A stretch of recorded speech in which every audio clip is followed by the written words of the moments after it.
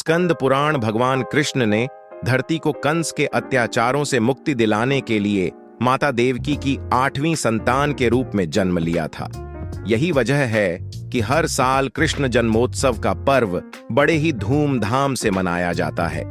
के मतानुसार जो भी व्यक्ति जानकर भी कृष्ण जन्माष्टमी व्रत को नहीं करता, वह मनुष्य जंगल में सर्प और व्याघ्र होता है।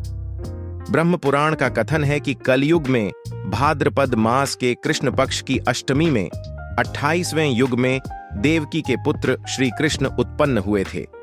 यदि दिन या रात में कला मात्र भी रोहिणी न हो तो विशेषकर चंद्रमा से मिली हुई रात्रि में इस व्रत को करें। भविष्य पुराण का वचन है, श्रावण मास के शुक्ल पक्ष में कृष्ण जन्माष्टमी व्रत को जो मनुष्य नहीं करता वह क्रूर राक्षस होता है। केवल अष्टमी तिथि में ही उपवास करना कहा गया है। यदि वही तिथि रोहिणी नक्षत्र से युक्त हो तो जयंती नाम से संबोधित की जाएगी। वहनी पुराण का वचन है कि कृष्ण पक्ष की जन्माष्टमी में यदि एक कला भी रोहिणी नक्षत्र हो तो उसको जयंती नाम से ही संबोधित किया जाएगा। अतः उसमें प्रयत्न से उपवास करना चाहिए। इंद्र ने कहा है, हे ब्रह्मपुत्र, हे मुनियों में श्रेष्ठ, सभी शास्त्रों के ज्ञाता, हे देव, व्रतों में उत्तम उस व्रत को बताएं जिस व्रत से मनुष्यों को मुक्ति लाभ प्राप्त हो, तथा हे ब्राह्मण, उस व्रत से प्राणियों को भोग व मोक्ष भी प्राप्त हो जाए।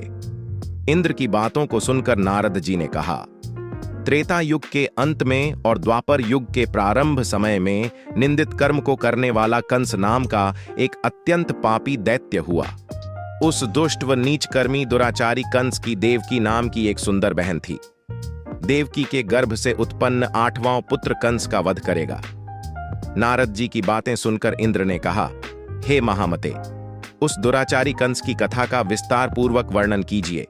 क्या यह संभव है कि देवकी के गर्भ से उत्पन्न 8वां पुत्र अपने मामा कंस की हत्या करेगा?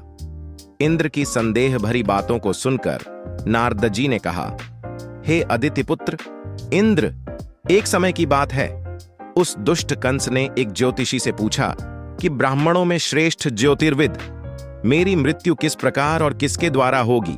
ज्योतिषी बोले, हे दानवों में श्रेष्ठ कंस, वसुदेव धर्मपत्नी देवकी जो वाक्पटु है और आपकी बहन भी है, उसी के गर्भ से उत्पन्न उसका 8वां पुत्र जो कि शत्रुओं को भी पराजित कर इस संसार में कृष्ण के नाम से विख्यात होगा, वही एक समय सूर्योदय काल में आपका वध करेगा।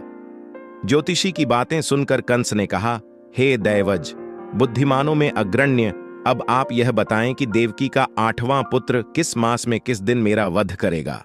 ज्योतिषी बोले, हे महाराज, माघ मास की शुक्ल पक्ष की तिथि को 16 कलाओं से पूर्ण श्री कृष्ण से आपका युद्ध होगा।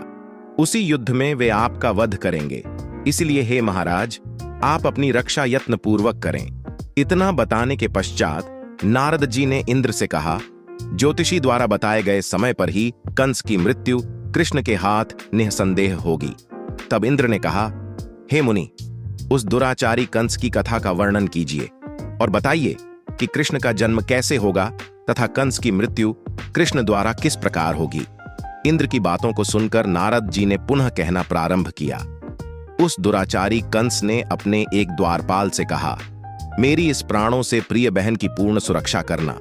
द्वारपाल ने कहा, ऐसा ही होगा। कंस के जाने के पश्चात उसकी छोटी बहन दुखित होते हुए जल लेने के बहाने घड़ा लेकर तालाब पर गई। उस तालाब के किनारे एक घनघोर वृक्ष के नीचे बैठकर देवकी रोने लगी। उसी समय एक सुंदर स्त्री जिसका नाम यशोदा था, उसने आकर देवकी से प्रिय वाणी में कहा, हे कांते, इस प्रकार तुम क्यों विलाप कर रही हो? अपने रोने का कारण मुझसे बताओ। तब दुखित देवकी ने यशोदा से कहा, हे बहन, नीच कर्मों में आसक्त दुराचारी मेरा ज्येष्ठ भ्राता कंस है। उस दुष्ट भ्राता ने मेरे कई पुत्रों का वध कर दिया। इस समय मेरे गर्भ में 8वां पुत्र है, वह इसका भी वध कर डालेगा। इस बात में किसी प्रकार का संशय या संदेह नहीं है, क्योंकि मेरे ज्येष्ठ भ्राता को यह भय है कि मेरे अष्टम पुत्र से उसकी मृत्यु अवश्य होगी। देवकी की बातें सुनकर यशोदा ने कहा, हे बहन, विलाप मत करो, मैं भी गर्भवती हूं। यदि मुझे कन्या हुई तो तुम अपने पुत्र के बदले उस कन्या को ले लेना। इस प्रकार तुम्हारा पुत्र कंस के हाथों मारा नहीं जाएगा। तदनंतर कंस ने अपने द्वारपाल से पूछा, देवकी कहाँ है? इस समय वह दिखाई नहीं दे रही है। तब द्वारपाल ने कंस से नम्रवाणी में कहा, हे महाराज, आपकी बहन जल लेने तालाब पर गई हुई है। यह सुनते ही कंस क्रोधित हो उठा और उसने द्वारपाल को उसी स्थान पर जाने को कहा जहां वह गई हुई है। द्वारपाल की दृष्टि तालाब के पास देवकी पर पड़ी। तब उसने कहा कि आप किस कारण से यहां आई हैं? उसकी बातें सुनकर देवकी ने कहा कि मेरे गृह में जल नहीं था, जिसे लेने मैं जलाशय पर आई हूं। इसके पश्चात देवकी अपने गृह की ओर चली गई।